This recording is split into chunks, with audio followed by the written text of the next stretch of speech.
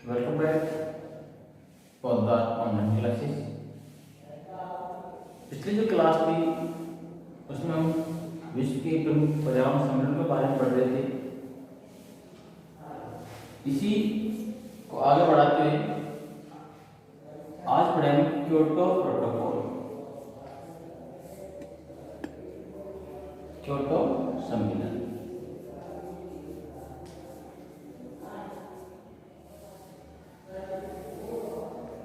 Kyoto सम्मेलन का आयोजन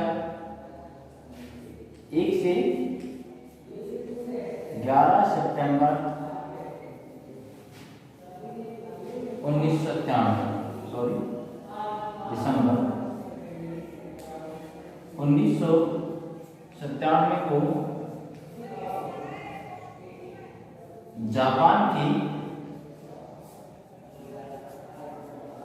क्योटो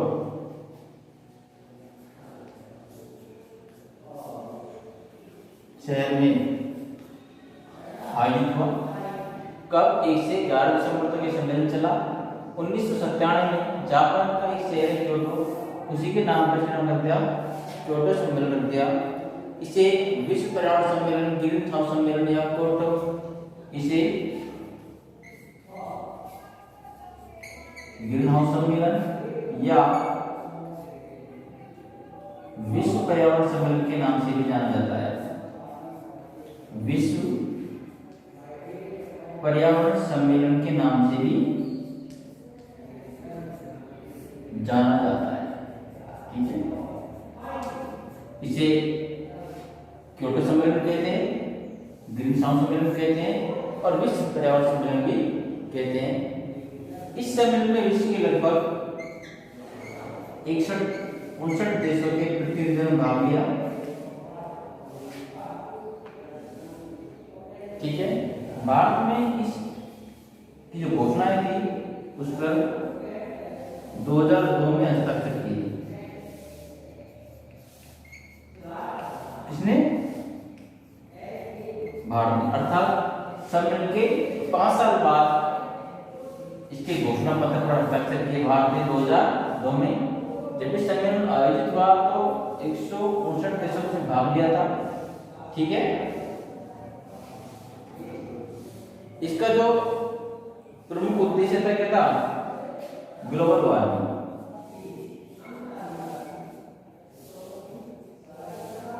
ग्लोबल वार्मिंग की समस्या से जूझना, समस्या को समाधान करना ही इसका प्रमुख उद्देश्य रहा। और इस उद्देश्य में जो ग्रीन हाउस की जो 6 गैसें हैं उनके उत्सर्जन में कमी लाना। ठीक है,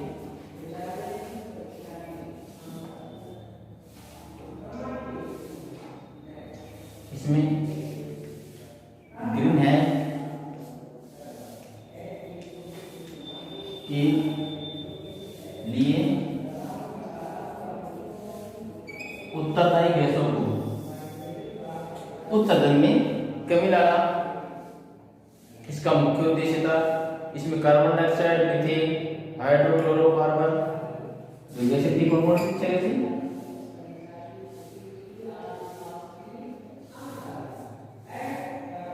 carbon dioxide,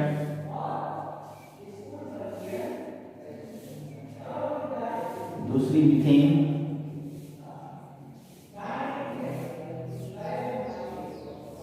hydrocarbon,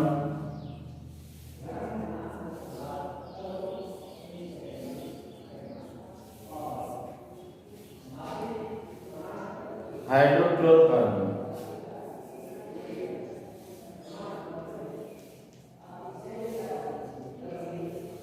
carbon,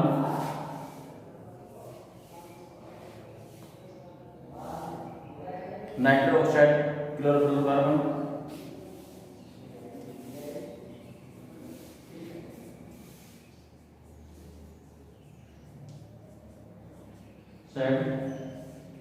chlorofluorocarbon,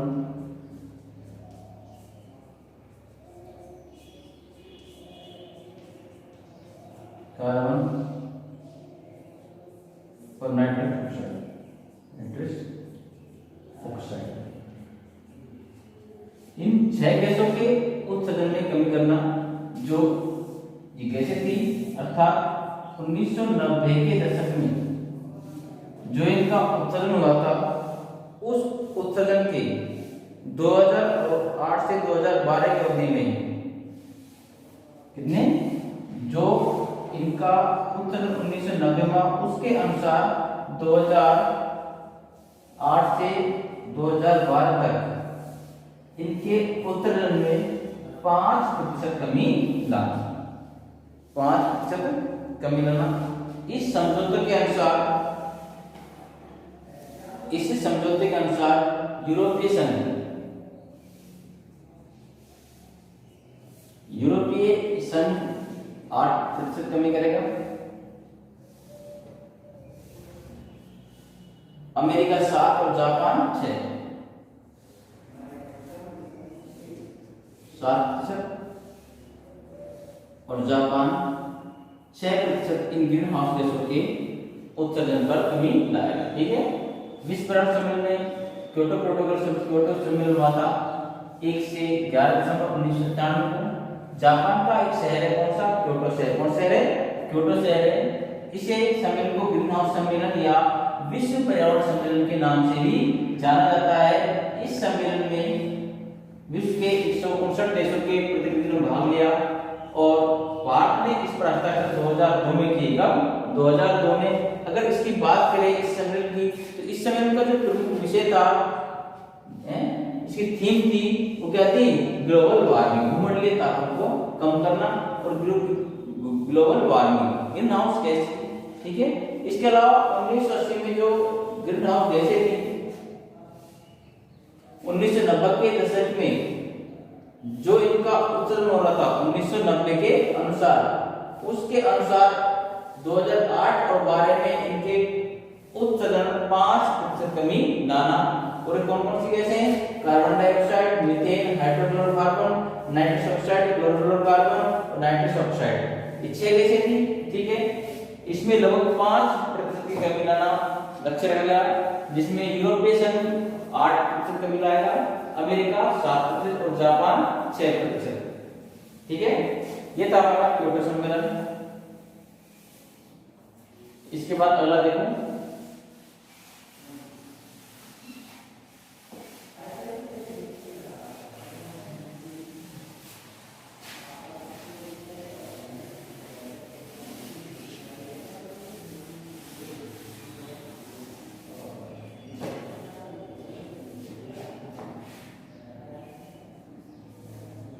Johannesburg सम्मेलन।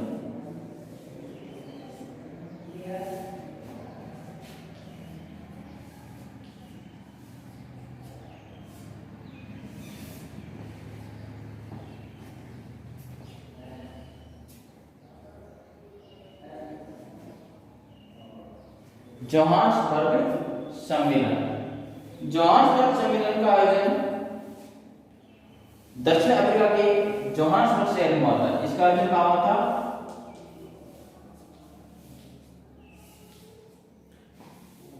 दक्षिण अफ्रीका के जोहान्सबर्ग शहर में।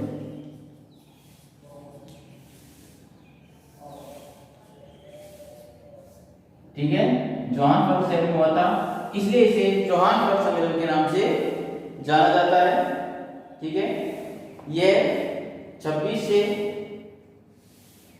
अगस्त से 4 सितंबर कब हुआ था इसका आयोजन, 26 अगस्त से 4 सितंबर 2002 में इसका आयोजन किया गया था। ठीक है। इसे 10+ सम्मेलन भी कहा जाता है, इसे +10 सम्मेलन भी कहा जाता है।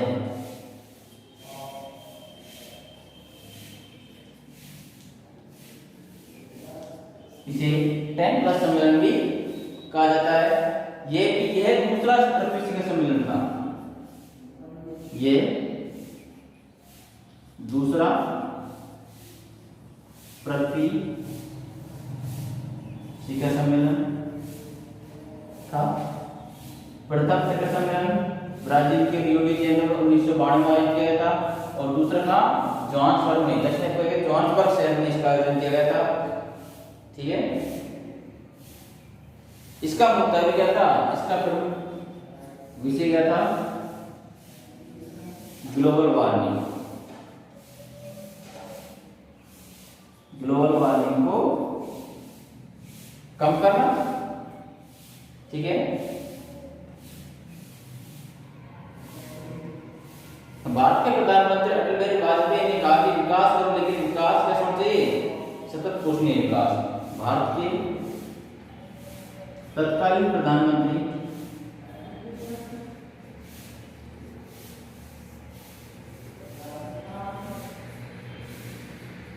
श्री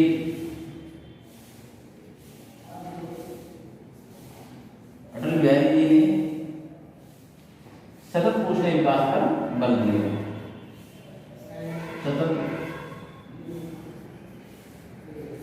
पोषणीय विकास पर बल दिया, अर्थात सतत पोषणीय विकास क्या है कि विकास ऐसा होना चाहिए सतत, अर्थात तो लंबे समय तक चले, कि हमें विकास इस तरह करना चाहिए कि मौजूदा जो चीजें हैं उनका इस्तेमाल इस तरह करो कि भावी पीढ़ी में उनका उपयोग करना चाहिए। तो उस समय हमारे प्रधानमंत्री श्री अटल बिहारी वाजपेयी उन्होंने सतत पोषणीय विकास की बात की, अर्थात धारणीय विकास की बात की कि जो संसाधन है उनका इस्तेमाल ऐसे करो कि लंबे समय तक चल सके, वर्तमान समय की आवश्यकता पूरी हो, साथ साथ में भविष्य आने वाली पीढ़ियां भी उनका उपयोग कर सके। ठीक है, ताकि आने वाली जो सभ्यता है उसके लिए चीजें नष्ट न हो, उनके लिए भी सारी चीजें जरूरी है। ठीक है, जोहान्सबर्ग सम्मेलन आयोजन दक्षिण अफ्रीका के जोहान्सबर्ग शहर में हुआ था। कब? 26 अगस्त से 4 सितंबर 2002। इसे 10+ सम्मेलन भी कहा जाता है। ये दूसरा पृथ्वी का सम्मेलन था।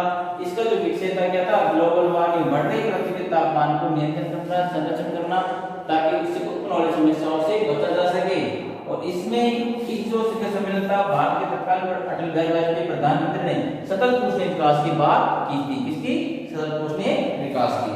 इससे अलावा नासा सम्मेलन 2007।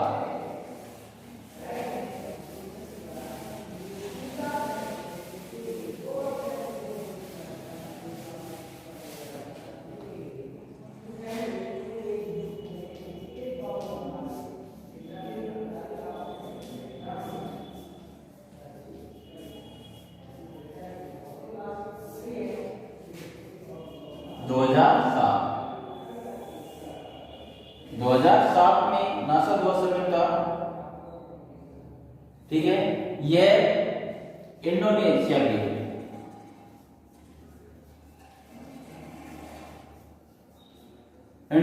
की नासा दूर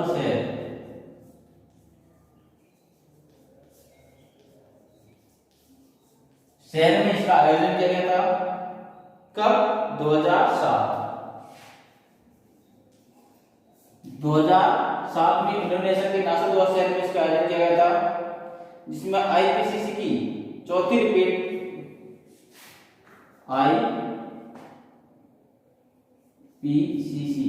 की 4th रिपोर्ट प्रस्तुत की थी। कौन सी? 4th inter government panel of climate change, अर्थात जलवायु परिवर्तन संबंधी।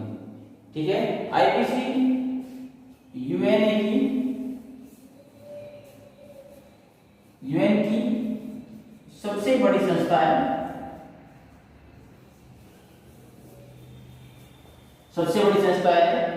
ठीक है, जिसके अध्यक्ष का चुनाव, इसका जो प्रेसिडेंट होता है उसका चुनाव लोकतांत्रिक तरीके से किया जाता है। इसके सदस्य 193 देश मिलकर इसका चुनाव करते हैं। ठीक है, इस समय आईपीसीसी का अध्यक्ष भारत के राजेंद्र पंचोली को चुना गया था। कौन थे? राजेंद्र पंचोली, जिन्होंने पर्यावरण अध्ययन पर एक रिपोर्ट तैयार की। राजेंद्र पंचोली ने पर्यावरण संबंधी बातों के लिए एक रिपोर्ट तैयार की, जिसे आईपीसीसी फिफ्थ रिपोर्ट कहा जाता है। कहा जाता है आईपीसीसी फिफ्थ रिपोर्ट कहा जाता है, जिसे इस संस्था को 2007 में नोबेल पुरस्कार से सम्मानित किया गया था।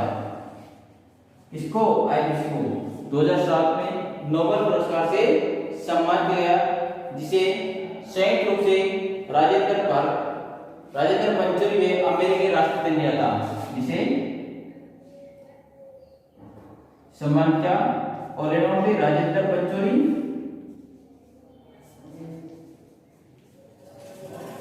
वे अमेरिकी राष्ट्रपति, तत्कालीन अमेरिकी